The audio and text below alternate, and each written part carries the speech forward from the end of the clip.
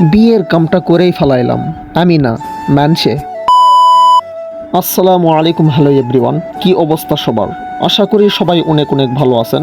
আমিও আলহামদুলিল্লাহ অনেক ভালো আছি। টাইটেল এবং ইন্ট্রো দেখে আপনারা অলরেডি বুঝতে পেরেছেন যে আজকের ব্লগটা খুব স্পেশাল হতে যাচ্ছে। অনেক দিন পর চলে আসলাম একটা বিয়ের দাওয়াতে। এই বিয়েটা হচ্ছে আমার এক হুজুর বন্ধুর। সামনে দেখতে পাচ্ছেন যে বরযাত্রীরা অলরেডি রেডি হচ্ছে কনের বাড়িতে যাওয়ার উদ্দেশ্যে।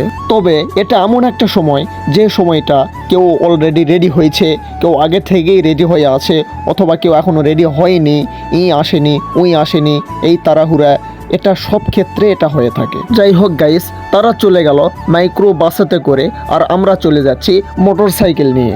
যাই হোক, দেখতে দেখতে আমরা পৌঁছে গেলাম বিয়ে বাড়িতে। আমাদের কিছু কাজ ছিল, আমরা একটু লেটে বের হয়েছি। যাই দেখি অলরেডি বিয়ে পড়ানোর কাজ চলতেছে। আলহামদুলিল্লাহ বিয়ে সম্পূর্ণ হয়েছে। এরপরে খুতবা দেওয়ার পালা। খুতবা ও দোয়া সম্পূর্ণ করে আমরা চলে আসলাম খাবার টেবিলে। আর বিয়ে বাড়ির খাবার মানেই তো হাইফাই খাবার।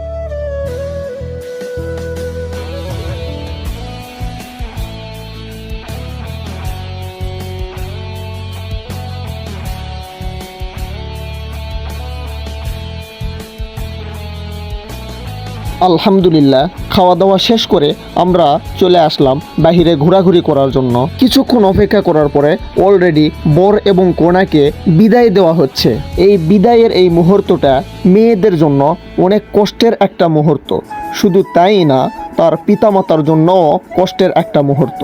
আর হ্যাঁ, আপনারা সকলেই এই দম্পতিদের জন্য দোয়া করবেন যে আল্লাহ রব্বুল আলামিন যেন তাদেরকে ইসলামের উপর চলার মতো তৌফিক দান করেন এবং তাদেরকে যেন আল্লাহ রব্বুল আলামিন যেন সুখী করেন, এই কামনাই করছি। প্রিয় বন্ধুরা, আজকের ভিডিওটি এই পর্যন্তই।